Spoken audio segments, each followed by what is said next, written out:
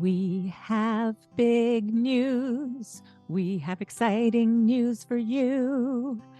Tell them what it is, Serena. We are super excited to announce that we are starting our first membership this January 2024. Yay! Membership. So we're excited to let you know that we will be hosting a monthly membership where when you join, you will be With us live in a Zoom room once a month for a workshop like we just hosted. It's going to be a workshop like that, one topic each month, a different topic. You might even help us come up with the following month's topic from inside our membership. Super excited to meet you. It was so fun meeting a few of you in our inaugural workshop. So we're really looking forward to that. And when you are a member, you will also be receiving a monthly newsletter where I'm going to be a little more intimate and I'll be sharing the things that are working and the things that aren't working for me. Yeah, like taking a tool that you've learned from the podcast and how you're implementing it and how well that worked, or maybe if it didn't work. And then Amma can put in my 2 bits worth. We'll see how that goes. But a membership newsletter and a membership live Zoom room workshop starting in January 2024. Can sign up through our Patreon link in the show notes, yeah? Yes, everything will be in the show notes, and we can't wait to see you there, listeners. We can't wait. Yay! Some children may cry. Some may get very quiet. Some might get angry, and others might ask a lot of questions. Any and all responses are okay. Welcome to the We Are the Village Parenting Podcast. Hi, my name is Serena, mother to 2 little ones.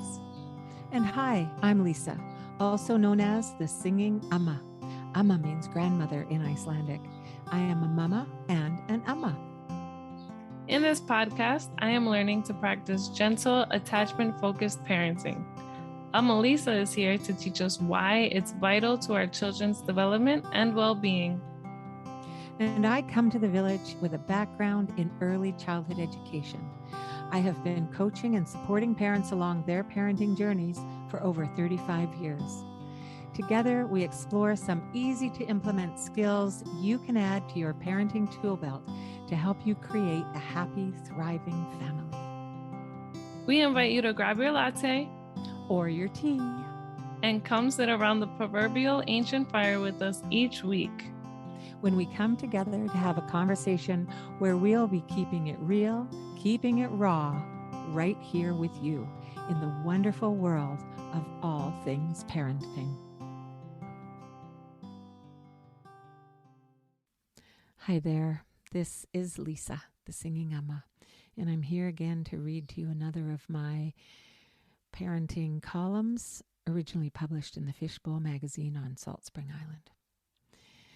Today's column is one of the toughest subjects that we will ever have to deal with in our parenting journeys. This column is titled, A Death in the Family. We recently experienced a death in the family, so now feels like a good time to approach this subject, which most of us would really rather not talk about. But let's face it, death happens. When death happens, tell children about it in plain, clear language. Do not use euphemisms. Saying the person went to sleep or we lost grandpa can create exaggerated fears about going to sleep or about themselves or others getting lost. Simply say, I have some sad news. Grandpa died today. Some children may cry. Some may get very quiet.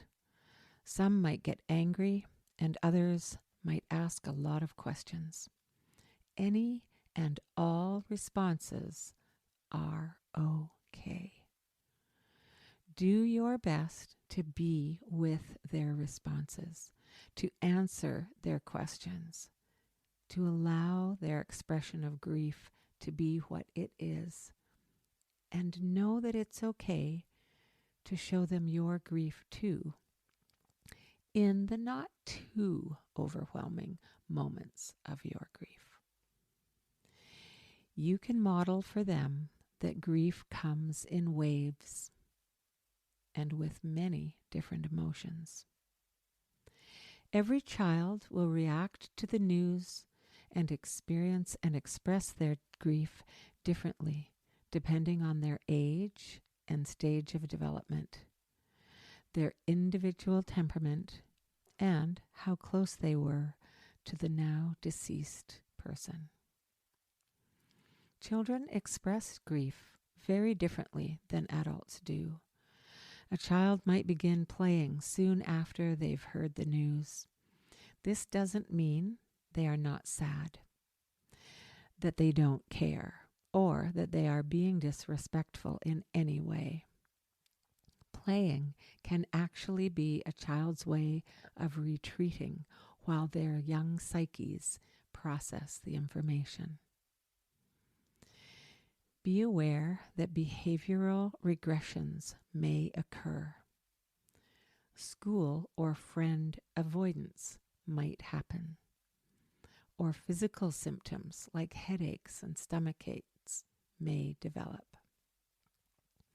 A variety of confusing emotions will likely be experienced.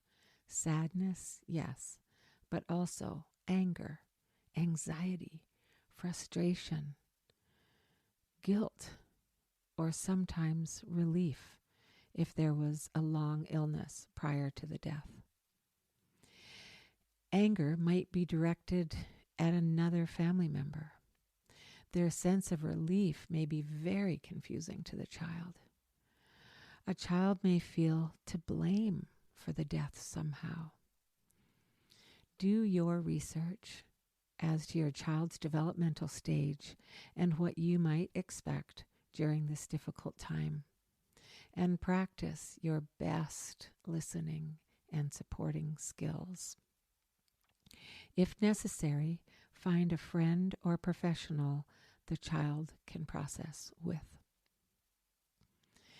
Children should be included in the funeral or memorial if they wish to be, but do not insist that a child attend if they do not want to. If they will be attending, let them know details about what to expect. If they choose not to attend, create another way for the child to say goodbye. You might light a candle and share some memories.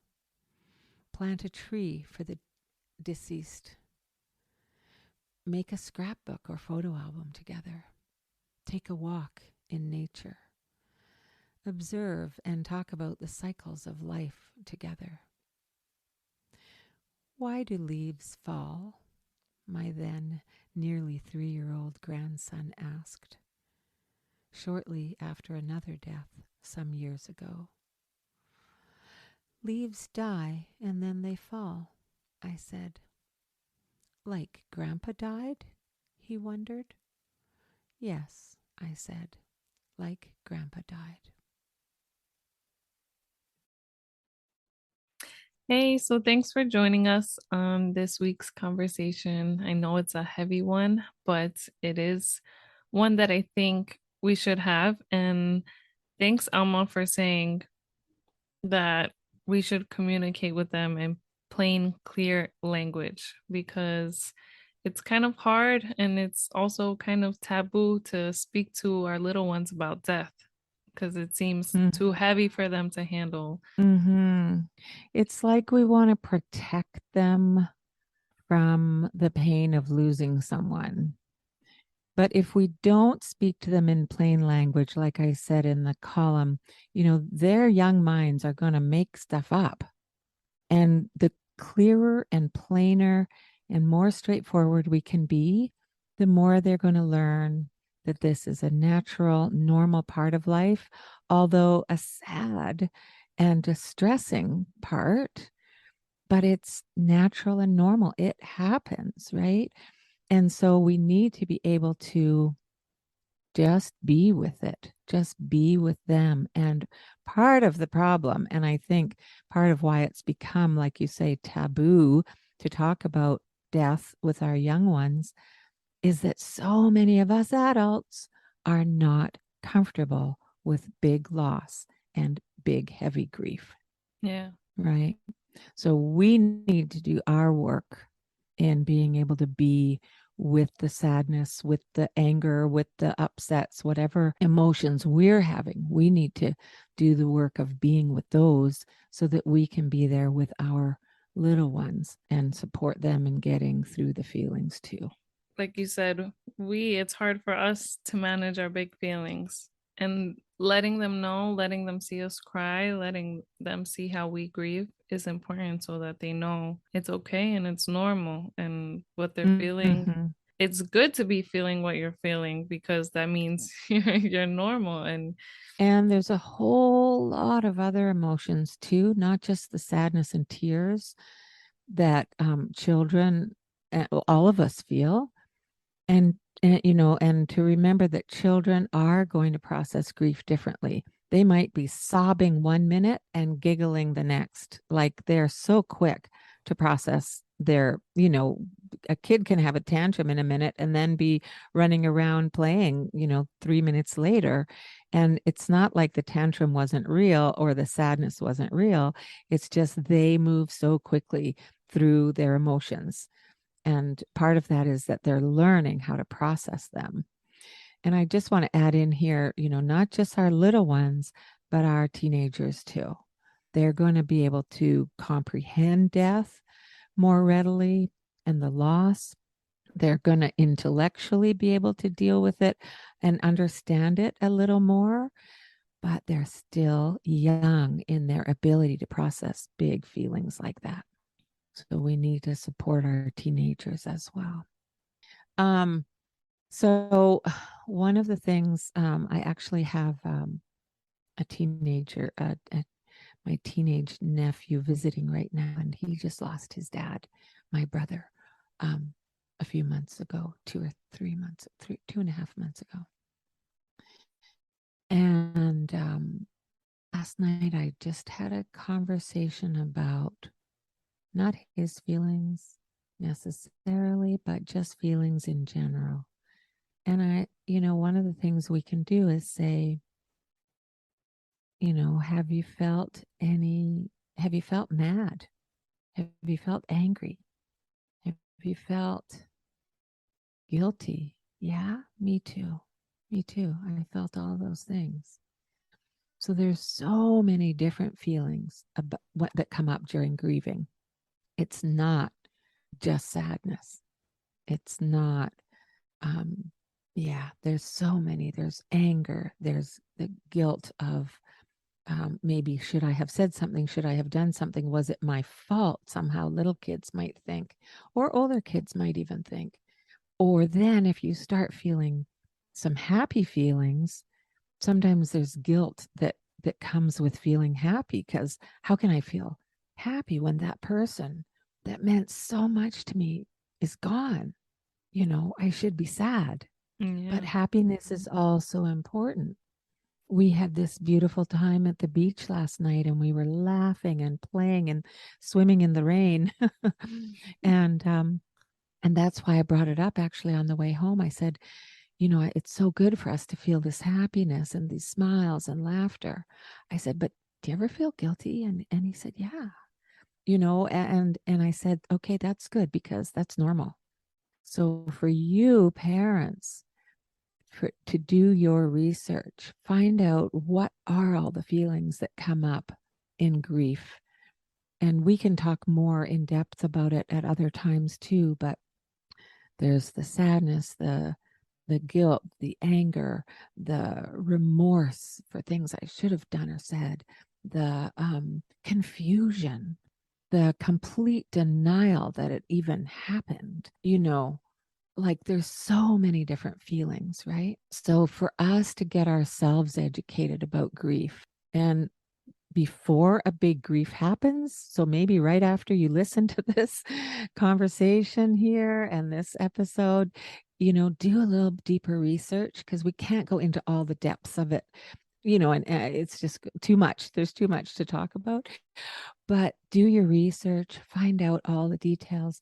Then you'll be ready for your own grief a little bit intellectually, at least, and you'll be ready to talk with your children. Thanks for sharing that with us, Amma. You're welcome. And really knowing that all expressions of grieving are okay. There's no right or wrong way to grieve. You might feel deep sadness while I'm feeling really angry at the person for dying. You might feel like you don't want to talk about it, and I want to talk about all the details of what I'm feeling. So if I want to talk about all my details and you don't want to talk about it, it's my responsibility as a parent to find somebody to talk to that's not you, my child, Yeah. or you, my spouse, even. Like I need to find somebody who can listen to me and just hear me and just acknowledge my experience.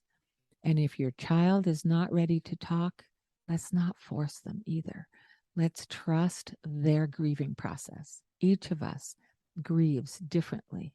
And for each loss, we will grieve a little differently. So just doing your very best to be with them in their grieving process, whatever that looks like, as long as, here's the one caveat, as long as it's not harming them or another. Mm-hmm. If they are completely isolating themselves from the family, from their peers, that can become harmful for them. Or if they start acting out in ways that are dangerous, then, we need to be careful with that. But other than if it's causing harm to them or another, other than that, any expression or apparent lack of expression of grief is okay. And we need to know that and allow each person to go through it in their own way and be there for them. Like reassuring, reassuring a child that you're there for them if they ever do want to come and talk to you, or when they want to come, if they have questions. You're here, you're listening. And if you don't know the answer to the questions, you can tell them. We can either do some research, or we can ask someone who's a professional grief counselor or that kind of thing. Yes, and telling them that you're there for them is very important. As somebody, me, who was very scared of having those conversations and those confronting the truth, I guess, is hard sometimes. But I just wanted to say, yes, that is so important to let them know and actually say to them, I'm here for you if you need me, and let me know how I can help you if I can. Yeah. And if you feel like you don't know what to say or do, then that's okay too. If they come to you and they're just falling apart, or they're angry and they're pounding on you, or and it's just like, oh, and however they're expressing some big feelings and you don't know what to do about it, you can go to that connection place, right? Go to that place that we do with any big feelings. It's okay. I get that you've got big feelings. I don't really know how to do grief either. And that's okay. We're just going to get through this together. We're going to stumble. We're going to fumble. We're going to fall sometimes. And I've got you. I have got you. You're going to be okay. We're going to come through the other side of this. And it might not feel like that right now. It might just feel scary and horrible, and you wish none of it ever happened. And it's okay. I've got you. Does that feel like something you could say and be with? Yes, It would be hard, but it's something that I think is very important and needs to be said. Mm-hmm. Yeah. Mm-hmm. It is hard. It is Mm-hmm. extremely hard, Mm-hmm. Yeah, and knowing how much to say and when to say it and what to say. And I mean, all the questions are there in the parent's mind, for me, in my auntie mind, for my young nephews.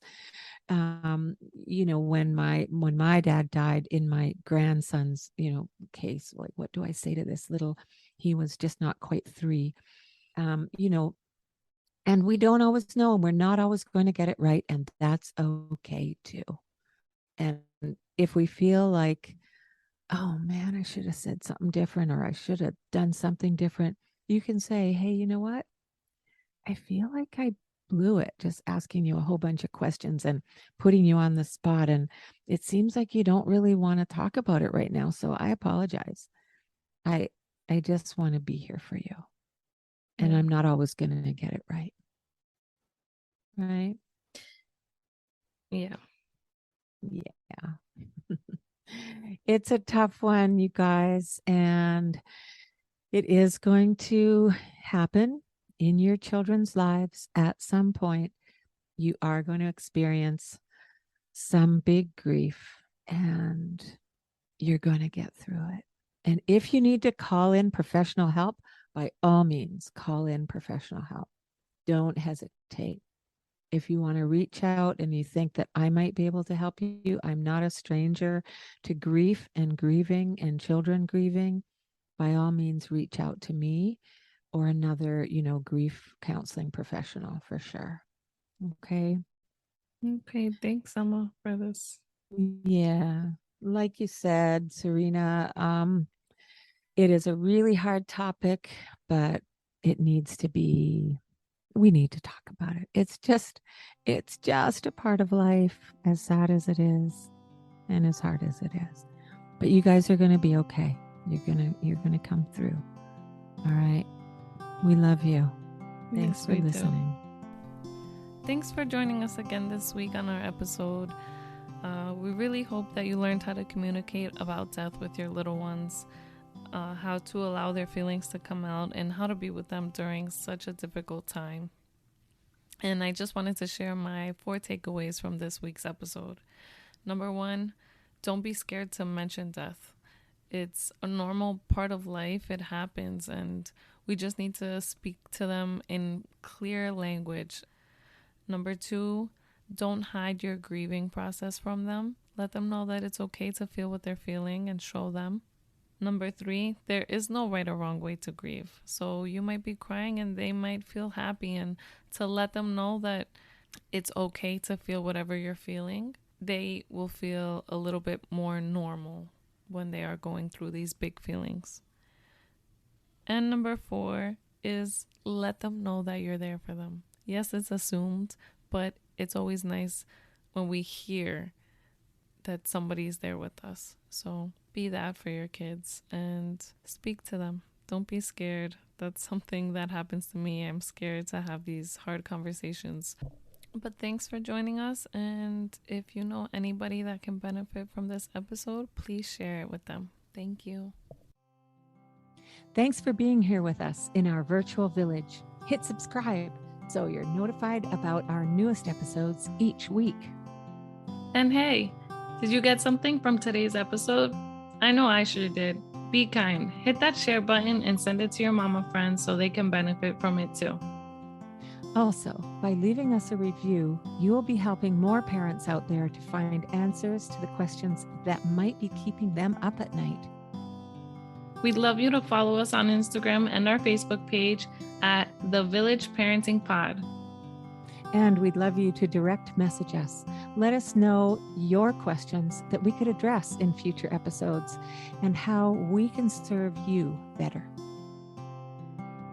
This podcast is sponsored by the Singing Amma's private parent coaching and workshop offerings. We also now have a Buy Me a Coffee option for a fun way that you could support this podcast. Link is in the show notes.